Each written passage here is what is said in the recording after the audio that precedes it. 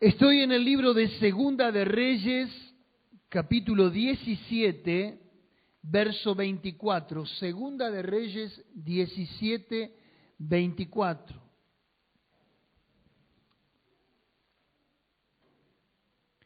El título del mensaje es muy particular, se llama Extraños pobladores.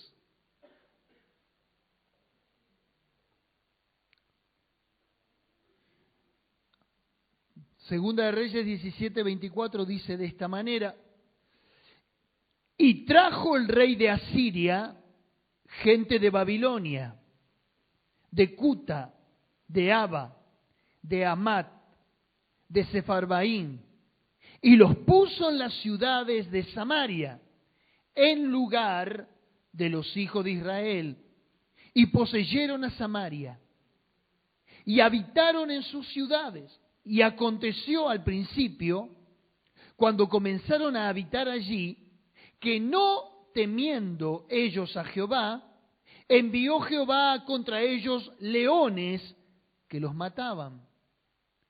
Dijeron pues al rey de Asiria: las gentes que tú trasladaste y pusiste en las ciudades de Samaria no conocen la ley del Dios de aquella tierra, y él ha echado leones en medio de ellos.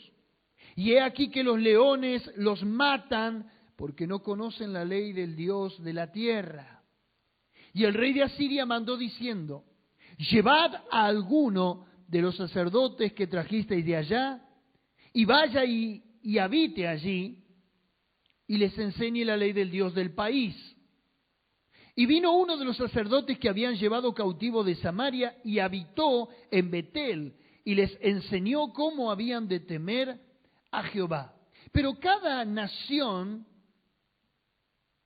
se hizo sus dioses, los pusieron en los templos de los lugares altos que habían hecho los de Samaria, cada nación en su ciudad donde habitaba. Los de Babilonia hicieron a Sucot Benot, los de Cuta hicieron a Nergal, los de Amat hicieron a Asima, los abeos hicieron a Nibaz y a Tartac, y los de Sefarvaim quemaban sus hijos en el fuego para adorar a Adramelec y a Anamelec, dioses de Sefarvaim. Temían a Jehová e hicieron del bajo pueblo sacerdotes de los lugares altos, que sacrificaban para ellos en los templos de los lugares altos. Temían a Jehová y honraban a sus dioses, según la costumbre de las naciones donde habían sido trasladados. Cuando uno lee el pasaje, uno queda como choqueado, ¿verdad que sí?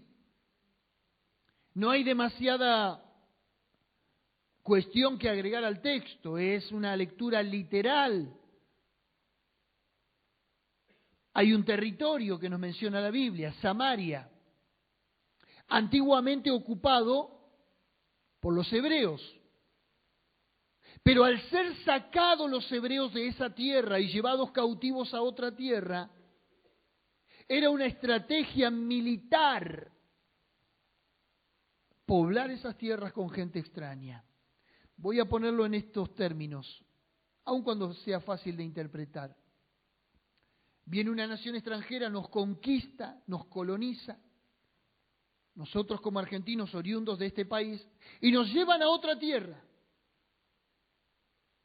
Eso ya cambia nuestra cultura, nuestra idiosincrasia, nuestro folclore y tantas otras cosas. Y en lugar nuestro, en lugar de nosotros ocupar esta tierra, viene otra nación a ocuparla. Hay un traspaso cultural. ¿Y qué pasó con esa gente que vino de otro lugar? Vino trayendo su propia religión, sus propias costumbres, sus propios vicios. ¿Y qué pasó? Esa tierra había sido tierra santa. Esa tierra había sido tierra de Dios. Esa tierra había sido tierra de manifestación de Dios desde la antigüedad. Ahí se le apareció Dios a Moisés. Ahí se le apareció Dios a Abraham. Ahí se le apareció Dios a Jacob. Esa tierra era visitada por Dios hasta el día de hoy. ¿Cómo se le llama a Israel? Tierra Santa. ¿Por qué? Porque en ese territorio y en esa jurisdicción está escrita la historia sagrada. Pero ahora los hijos de Dios habían sido desplazados y habían sido traídos otros que no eran hijos de Dios, con costumbres paganas, con dioses paganos. ¿Y qué pasó? Lo que dice el texto, lisa y llanamente. Dios envió leones que devoraran a esa gente. Y hasta cuando uno lo lee en estos términos, parecería algo trágico, ¿verdad? ¿Cómo Dios enviándole leones que maten a esa gente? Parecería un Dios inclemente. No parecería el atributo de un Dios de amor, de bondad, sino un Dios despiadado. ¿Cómo enseñarías en la escuela dominical este texto y el carácter de Dios? Bueno, se podría decir que es un Dios santo, que es un Dios celoso, que es un Dios que guarda misericordia, pero también es un Dios de ira. Y ahí están los leones de Dios devorando a la gente. Obviamente la gente que no guardaban las leyes de Dios. Pero quiero hacer ahora una alegoría. Vamos a hacer de cuenta que el territorio usurpado, que el territorio ocupado es tu alma y la mía. Porque si vamos al caso, este vehículo que transporta nuestro ser, nuestra vida cotidiana, este cuerpo, es el territorio que Dios ha conquistado para sí. ¿Cuántos dicen amén? Obviamente que hay áreas en la vida del ser humano que Dios de a poco va transformando. ¿Cuántos dicen amén a esto? Dios va transformando áreas. No es contradictorio lo que digo, de que a veces uno puede ayornar a la fe cristiana, venir a la iglesia, tratar de agradar a Dios de algún modo, ya que no se lo puede agradar a Dios por medio de las obras, pero uno trata de agradar a Dios. Hay áreas en nuestra vida como el temor, o como la mentira, o como los excesos de algún tipo, en la que todavía no hemos completado la obra, no hemos logrado renunciar, no hemos logrado crucificar, o llámele como quiera. ¿Hay áreas en tu vida donde todavía no gobierna Dios, sino que gobernás vos? Claro que sí. Hay áreas en nuestra vida, de hecho el apóstol Pablo decía en el capítulo 7 de Romanos, el bien que quiero hacer no hago, sino el mal que no quiero, eso hago. Quiere decir que él no estaba en la totalidad absoluta de haberle rendido su vida al Señor. Había ciertas tendencias que todavía lo gobernaban. Por eso termina el capítulo 7 diciendo, miserable de mí, ¿quién me librará de este cuerpo de muerte? Vuelvo a hacer la pregunta, ¿hay áreas en tu vida que todavía Dios no gobierna? Claro que sí. El mismo apóstol Pablo dice, yo mismo no pretendo haberlo alcanzado ya, pero una cosa hago, extendiéndome a lo que está delante y olvidando lo que queda atrás. Voy hacia la meta. Tampoco diría el apóstol Pablo, aquel que comenzó la obra en vosotros la completará hasta el día de Jesucristo. Si todavía hay cosas que completar, quiere decir que hay áreas en nuestra vida que no están rendidas en su totalidad. Quiere decir entonces que en el territorio que Dios ha conquistado, todavía hay antiguos usurpadores, habitantes, etcétera, etcétera, etcétera. ¿Se entiende la alegoría? Diga conmigo, el territorio es mi vida, es mi alma, es mi cuerpo. ¿Pero qué de los leones? Los leones, dice la Escritura, que devoraban a la gente extraña, porque no temían a Dios. ¿Sabe que cuando yo estuve leyendo el pasaje dije, Señor, qué hermoso pasaje, pero ¿qué enseñanza puedo obtener del pasaje? Sí, hay antiguos habitantes que usurpan el alma, el territorio que solo a Dios le pertenece. Pero ¿quiénes son los leones? Inmediatamente el Espíritu Santo me dio luz. ¿Sabes quiénes son los leones? La conciencia. Decile a 2 o 3 cerquita tuyo, la conciencia. Metele a tu territorio, a tu vida, a tu alma, a tu espíritu, extraños habitantes en la tierra de Dios. La conciencia es ese león que ruge dentro tuyo. La conciencia es esa voz imposible de acallar. La conciencia es lo que te persigue, es lo que te ruge y es lo que te devora la paz. Hermanos queridos, lo decía yo el domingo pasado, si no escuche la grabación, hay veces cuando hacemos o cometemos algún acto contrario a la voluntad de Dios, ahora que la palabra de Dios, la Biblia, nos ha arrojado luz acerca de lo que está bien y de lo que está mal, lo que a Dios le agrada, lo que a Dios no le desagrada, vaya y peque, y vamos a ver qué le dice su conciencia. Va a ser un león que no lo va a dejar dormir. Va a ser un león que lo va a perseguir hasta matarlo bajo el fracaso, la culpa, y lo va a correr del territorio de Dios. Thomas Watson, un puritano del año 1600 y algo, él decía, no sabremos cuán dulce es Cristo hasta que no nos convenzamos de lo amargo que es el pecado. Así que mis amados hermanos, sepan que los leones de Dios han sido desatados en nuestra alma.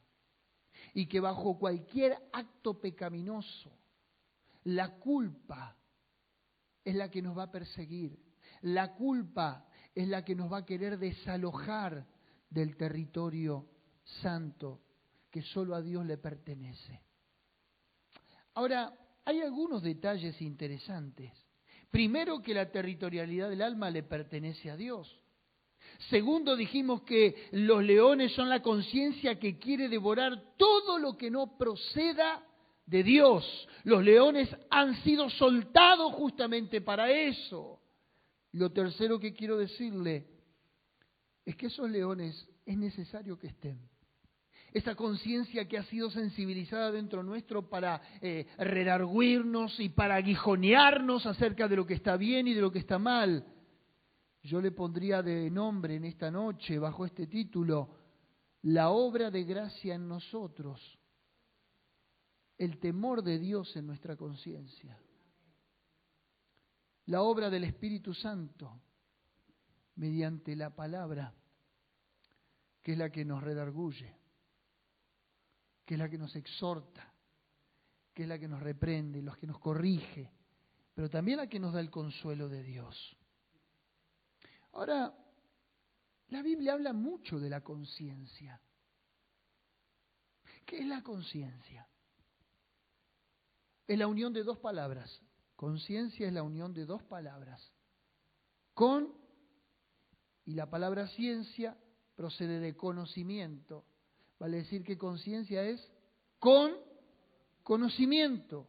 Lisa y llanamente. Y como le decía hace un momento, la Biblia habla mucho acerca de la conciencia. A ver si hay alguien rápido con los textos que me pueda ayudar ahí en multimedia. Por ejemplo, la Biblia habla de, en Hechos, capítulo 23, verso 1. Dice, con toda buena conciencia he vivido delante de Dios. 23.1. Y con toda buena conciencia he vivido.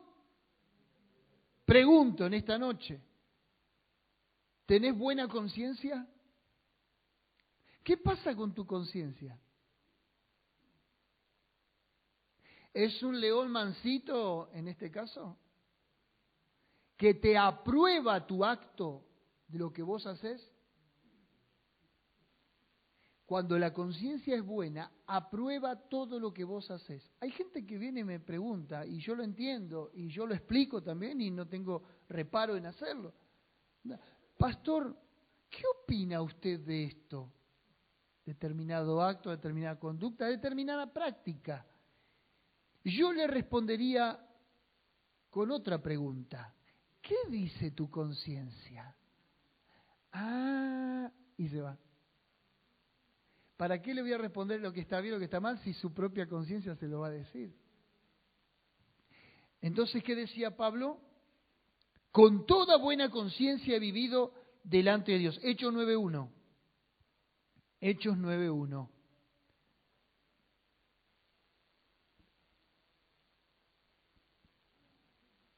No, está mal. Mi conciencia me da testimonio en el Espíritu Santo. Acá Sociedades Bíblicas se equivocó. Si quiere se lo muestro. Dice 9.1, pero 9.1 no es. Pero Pablo decía esto. Mi conciencia da testimonio en el Espíritu Santo. 1 Corintios 4.4. A ver acá. Tampoco. Oh, sí, este sí. Aunque de nada tengo mala conciencia, no por eso soy justificado, pero el que me juzga es el Señor. Mire cómo la conciencia es un tribunal, ¿sí? Que da su veredicto.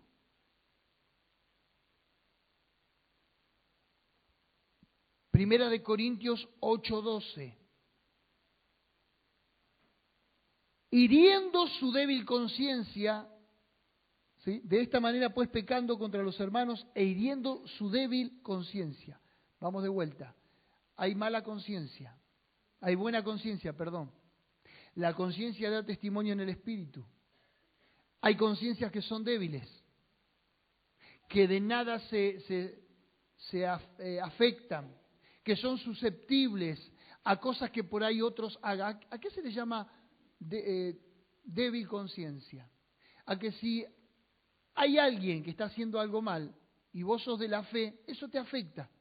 Te contriñe de tal manera que hasta te puede llegar a debilitar en la fe.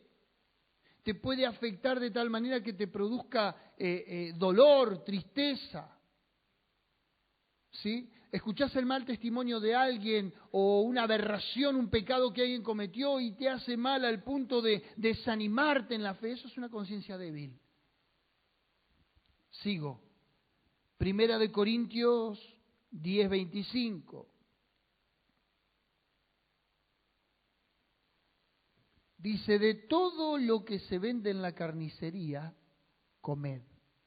Amén. ¿Cuántos dicen amén? ¿Qué dice la Biblia? De todo. Achuras, todo. No se discrimina nada. ¿Hay algo que haga mal a la conciencia? Nada. De todo lo que se vende en la carnicería, comed, sin preguntar nada por motivos de la conciencia. Pablo está poniendo un ejemplo acá, porque vio que los judíos no comían no comían sangre o cerdo, ¿sí? Sino que ellos comían carne magra. Pero ¿qué pasa? Muchos de los corintios venían de una cultura griega donde a los alimentos o a las bestias antes de morir se las ofrecía en sacrificio a dioses paganos. Entonces uno iba a la carnicería y decía, esto fue entregado al dios tal, y uno comía de esa carne. ¿Se entiende lo que digo? Entonces, ¿qué dice Pablo? No pregunte nada, andá y comé. Porque si hay algo que vos vas a participar y eso te va a hacer mal a tu conciencia, lo vas a comer y lo vas a comer pecando, porque lo que no procede de la fe es pecado, ¿se entiende? Seguimos con la conciencia. Primera de Timoteo 1:5. Y después Primera de Timoteo 4:2. Primero 1:5 y después 4:2. Pues el propósito de este mandamiento es el amor nacido de corazón limpio y de buena conciencia y de fe no fingida. ¿Cómo tiene que ser nuestra conciencia? Buena. Pero miren lo que dice ahora 4:2, Primera de Timoteo 4:2. Mentirosos, por la hipocresía de mentirosos que, teniendo cauterizada la conciencia. Había un elemento antiguamente que se llamaba cauterión. ¿Sí? Voy a poner un ejemplo. Venía un soldado de la guerra, un soldado romano, griego, de la guerra.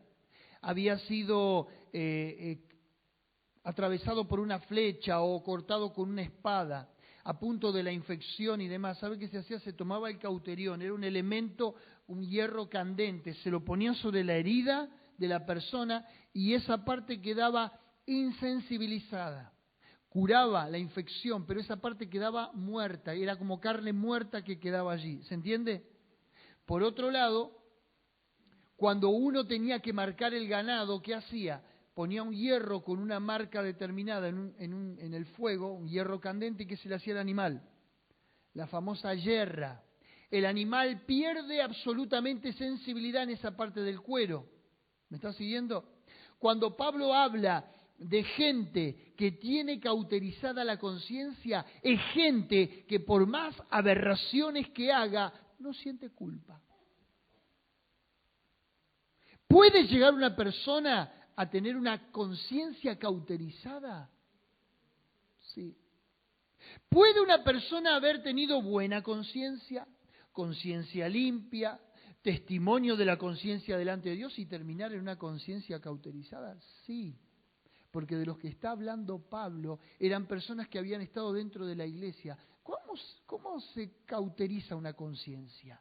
¿Cómo una conciencia puede dejar de dar dolor, sensibilidad? ¿Cómo un león de los que le mencioné en 2 de Reyes 17 puede dejar de rugir ante determinado acto? Cuando insistentemente pecás y pecás y pecás y Dios interiormente dentro tuyo te dice, no. ¿Vieron que Pablo utiliza una palabra y dice, no contristéis al Espíritu? Contristar es entristecer. Y luego de entristecerlo, y de entristecerlo, y de entristecerlo, y de entristecerlo, llega un momento donde ya no tenés arrepentimiento. Y ese es el comienzo de lo que la Biblia llama la blasfemia contra el Espíritu Santo. ¿Qué es blasfemar contra el Espíritu Santo? Es luego de que insistentemente te señale algo que está mal y vos caprichosamente insistís con eso, llega un momento que Él dice, bueno, se retira de tu vida. ¿Y dónde es la blasfemia del Espíritu Santo? Cuando uno ya no tiene arrepentimiento. Porque ¿quién es el que da arrepentimiento? El Espíritu Santo. Él es el que produce en nosotros el querer como el hacer por su buena voluntad. Él es el que nos guía al arrepentimiento. Es la obra de gracia dada por Dios a nuestro espíritu para que busquemos a Dios. Vale decir entonces que uno puede acallar la voz de Dios interior. Cuando una persona tiene la conciencia cauterizada, cuando ya nada de lo que hace le produce dolor, sino cómo se entiende esas grandes aberraciones que se pueden cometer, o contra menores, o asesinar, o matar, o violar, o conductas desquiciadas. Es porque hay una conciencia cauterizada, no le produce dolor, no le produce remordimiento. Hermanos queridos, la conciencia es el don de Dios en nuestra vida que nos dejó para que al menos tengamos la luz del carácter de Dios, hecho a imagen y semejanza de Él. Otro puritano de los reformadores dijo: la conciencia es como la abeja, úsala bien y te dará miel, úsala mal y te clavará el aguijón. Volvamos a Segunda de Reyes, capítulo 17, porque hay esperanza frente a la conciencia cuando nos ataca, cuando nos corre, cuando nos arroja la culpa. Vamos a volver a leer, capítulo 17, verso 26. Dijeron pues al rey de Asiria: la gente que tú trasladaste y pusiste en las ciudades de Samaria, verso 26, no conocen la ley del Dios de aquella tierra, y Él ha echado leones en medio de ellos, y he aquí que los leones los matan, porque no conocen la ley del Dios de la tierra. Verso 27. Y el rey de Asiria mandó diciendo: llevad allí a alguno de los sacerdotes que trajisteis de allá, y vaya y habite allí, y le enseñaréis la ley del Dios del país. Y vino uno de los sacerdotes que habían llevado cautivo de Samaria y habitó en Betel, y les enseñó cómo habían de temer a Jehová. ¿Qué debía hacer el sacerdote? Catequizarlos. ¿Qué debía hacer el sacerdote? Catequizarlos. Catequizar no es un término católico, es un término latino que significa enseñar, discipular, instruir. Ahora, noten un detalle. ¿A dónde habitó el sacerdote? Según el texto. ¿Saben qué significa Betel? Ciudad de luz. Antiguamente. Luego se llamó casa de Dios. Capítulo 28 de Génesis. Luz. ¿Qué es lo que se necesita aquí adentro para poder caminar en la ley de Dios? Luz. La luz justamente es lo que se debate con las tinieblas. Justamente es lo que se debate en nuestro interior con la oscuridad que predomina el hombre. Hermanos queridos, nosotros tenemos laberintos en nuestra alma, insondables, calabozos, prisiones de oscuridad, que a menos que sean iluminadas por la luz del Evangelio de Cristo, permaneceríamos en una oscuridad constante. Fueron las palabras de Pablo al carcelero cuando se iba a matar. Dice que estaban en lo profundo de la prisión y el terremoto que había causado la oración de los apóstoles, dice que sacudió y tembló la cárcel. Se abrieron las rejas y quedaron sin luz.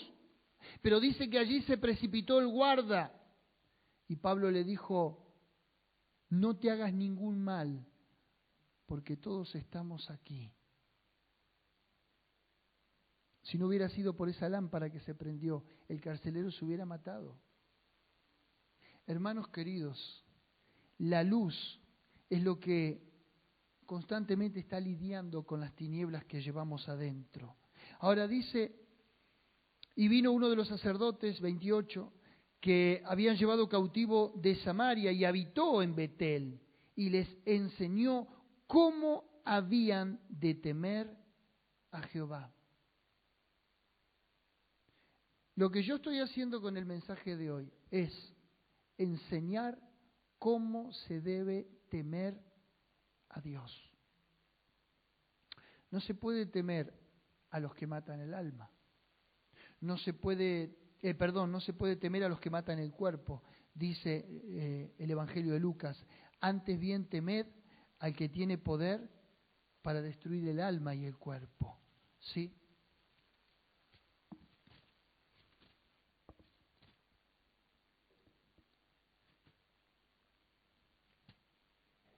Fíjese lo que dice capítulo 12 de Lucas, versículo 16. 12:16 de Lucas.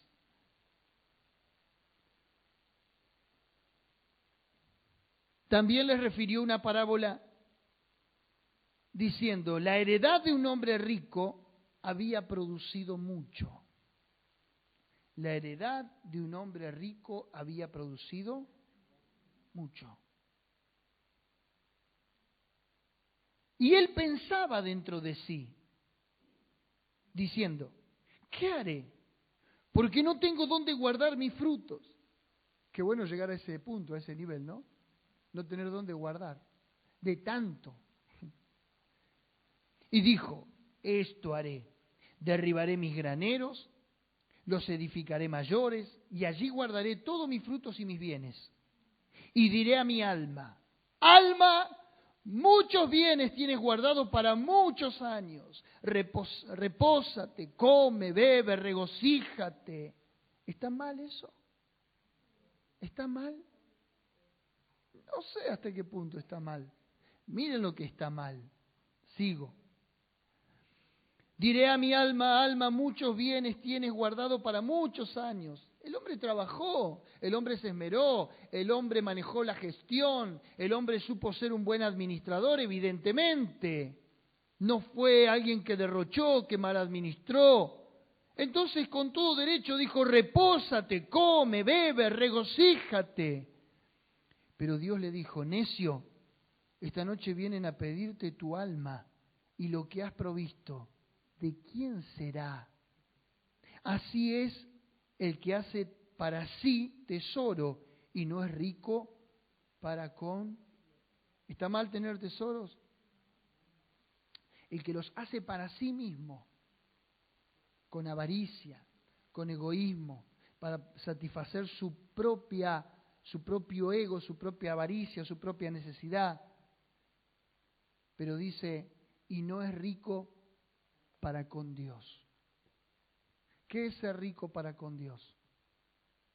Si uno lee el contexto, dice, ¿a quién se debe temer? El hombre que tiene temor no dice, bueno, alma, come, bebe, regocíjate, haz lo que quieras, total, tenés la vida garantizada. Eso no es temor de Dios. Temor de Dios es decir, todo lo que tengo, que Dios me dio en esta vida y que Dios me ayudó a administrarlo, le pertenece a Él. Ahora, volviendo al tema de la conciencia, volviendo al tema del temor de Dios, que era lo que el sacerdote debía enseñar.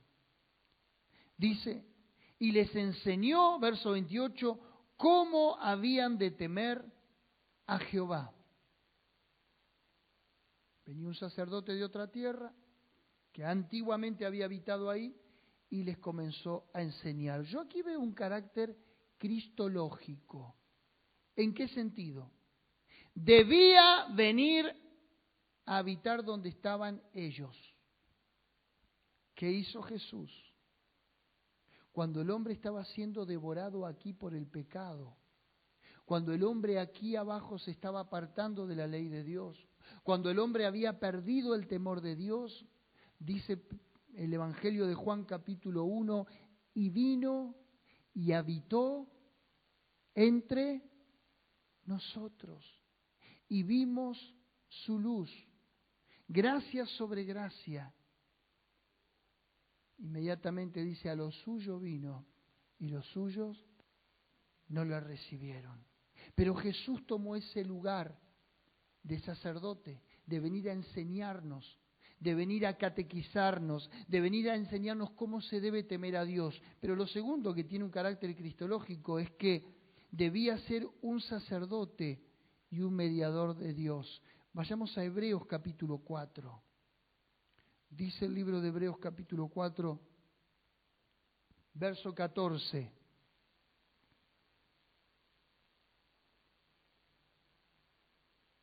Por tanto, teniendo un gran sumo sacerdote que traspasó los cielos, Jesús el Hijo de Dios, retengamos nuestra profesión, porque no tenemos un sumo sacerdote que no pueda compadecerse de nuestras debilidades, sino uno que fue tentado en todo según nuestra semejanza, pero sin pecado. ¿Se da cuenta por qué necesitábamos un sacerdote como Jesús? Alguien que sepa nuestras debilidades, alguien que haya participado del rigor de estar en este cuerpo y en esta carne. Jesús no se desentiende de lo que vivís, Jesús no se desentiende de esas tendencias que vez tras vez te quieren arrastrar al pecado, a la pasión, al desenfreno, al placer. Jesús no se desentiende de eso, Él lo entiende, Él lo comprende, Él lo conoce. ¿Por qué? Porque participó de lo mismo que vos y yo, no en carácter de pecado, sino en carácter de humanidad. Ahora dice que tiene que ser semejante en todo según nuestra semejanza, pero sin pecado. Eso es lo que lo amerita a Cristo ser sacerdote. Eso es lo que lo amerita ser mediador entre Dios y los hombres, que Él no tiene pecado. Pero dice el verso 16, que es lo que más cuesta.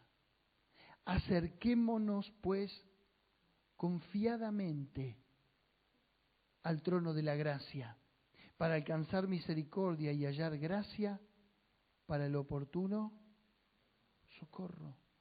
Acércate confiadamente. Cuando los leones de la conciencia te corren, cuando los leones de la conciencia te quieren devorar, ¿a dónde tenés que correr? Al sacerdote que te enseña la ley de Dios. Al sacerdote que te enseña cómo domar, cómo domesticar esas tendencias que tenemos en nuestra alma. ¿Me estás siguiendo? Dice, acerquémonos pues confiadamente al trono de la gracia para alcanzar misericordia y hallar gracia para el oportuno socorro. Hace un momento estuve atendiendo a una persona y me dijo, yo lo único que quiero es la salvación de mi alma. ¿Vio que a veces uno tiene que salir a buscar un alma? ¿Cuánto le pasa? Y decirle, convertite a Dios, entregate a Dios. Dios tiene algo maravilloso para tu vida. Jesús murió por tus pecados. Otra que Dios te lo dé así en bandeja y la persona te diga, ya, ¿qué más tenés que hacer vos? Cabecear y meter el gol, ¿no? Poniéndolo en estos términos. Ya está. Pero yo sé cómo me lo preguntó y por qué me lo preguntó. Como pretendiendo, ¿qué tengo que hacer? Entonces yo le mostré Hechos capítulo 16, donde le preguntaron al carcelero, ¿qué debo hacer para ser salvo? Cree en el Señor Jesucristo y serás salvo tú. Entonces, ¿qué hay que hacer? ¿Qué hay que hacer? Nada. Porque creer, ¿por qué no creímos antes? Si no hay que hacer nada y solo creer. Porque ni siquiera tampoco el creer procede de nosotros. A ver, no pusimos la salvación. No pusimos el creer porque el que cree viene únicamente de parte de Dios, ¿o no? Si Dios no te da fe, vos no crees, ¿o no? ¿Es donde Dios la fe o es de nosotros? No, es donde Dios. Entonces, a ver, no tenías manera de creer, no podés hacer nada para heredar la salvación. Entonces, ¿qué hicimos? Nada. Jonathan Edwards lo dijo, y lo dije yo hasta el hartazgo en este púlpito. En nada hemos contribuido para nuestra salvación, excepto algo pusimos: el pecado que la hizo necesaria. ¿Qué pusiste para tu salvación? El pecado. Pero ¿sabes qué? Aunque lo entiendas y aunque celebres y me hagas una sonrisa, dice el verso 16, acerquémonos pues confiadamente al trono de la gracia. ¿Saben qué, mis amados? Y los puedo señalar a todos, incluyéndome a mí también. Nosotros no confiamos en la gracia. Nos cuesta que no haya que poner nada. golpea tanto la autosuficiencia del hombre, la gracia. Decimos, pero no puede ser que yo no haga nada y que sea todo de Dios.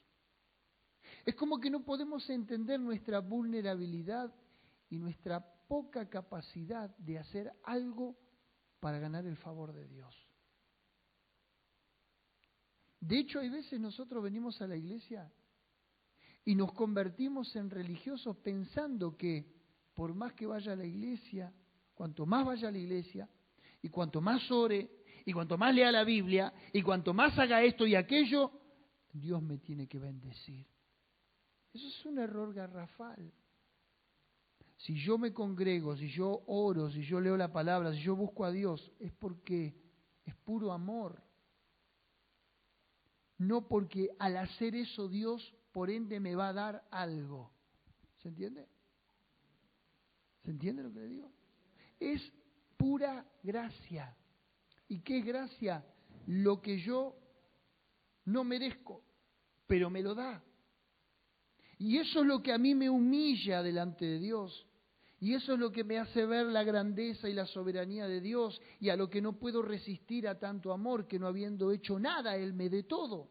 Y que no habiendo dado nada, Él lo haya entregado todo. Venimos con el concepto católico en la mente, de que la penitencia, de que la culpa, dice la Biblia, ¿tenemos un sumo sacerdote? No tenemos un sumo sacerdote que no pueda compadecerse de nuestras debilidades. No, sino uno que fue tentado en todo, según nuestra semejanza, pero sin pecado. Acerquémonos pues confiadamente al trono de la gracia. Alguien alguna vez me dijo, no, ¿para qué voy a ir a la iglesia? Y seguir y veo que persisto en este hábito, en esta conducta. ¿Para qué voy a ir? Sería tomarle el pelo a Dios, sería jugar con las cosas santas de Dios. Prefiero, no está confiando en la gracia, entonces está confiando en que Él por sus propios méritos va a cambiar. Cuanto más pecado, más aferrado a Dios. Si la conciencia te redarguye, te corre, te aguijonea, es un león enfurecido, corre al sacerdote, que el que te enseñará la ley de Dios y el que te enseñará a temer al Dios del país. Hermanos queridos, somos una tierra, un territorio constantemente queriendo ser usurpado por ocupas, por extraños pobladores, por extraños habitantes. En otros tiempos fueron otras tendencias. Hoy nosotros, bajo nuestra modernidad, bajo los medios de comunicación y bajo tantas cosas que hay hoy para entretenernos, constantemente se ve socavado el alma del creyente, el alma del cristiano. Hay muchos motivos para distraernos, hay muchos motivos para desenfocarnos de Dios, hoy más que antes.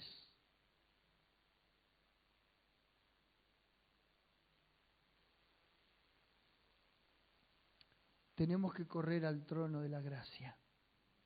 Tenemos que ir a este sacerdote que puede compadecerse de nuestra debilidad. Ustedes no saben, dentro de la cristiandad, cuántas personas, incluyendo pastores y líderes, me han tomado de confesionario diciéndome, pastor, estoy luchando con la pornografía. Estoy luchando con el internet y con esto que no lo puedo controlar, que no lo puedo dominar, que me supera. Yo decía, el león se desató en su conciencia, lo quiere devorar. Porque ese hábito pecaminoso está ocupando un territorio que no le pertenece y Dios lo va a sacar. ¿Entiende la alegoría? ¿Qué hay que hacer ahí? Correr al trono de la gracia. Que el sacerdote me enseñe la ley del Dios de ese país. Este es uno de esos mensajes que tiene un tono alto, fuerte. que incomoda, que inquieta, que no deja tranquilo el corazón, a menos que uno corra a la cruz y decirle, Señor, estoy entre la espada y la pared, estoy acorralado, estoy devastado, ayúdame. Ese clamor te llevará a desatar la gracia de Dios sobre tu vida y que mediante el arrepentimiento encuentres paz con Dios. El siglo que vivimos amerita este tipo de mensajes. El sistema en que vivimos amerita de que tengamos que enseñar el temor de Dios.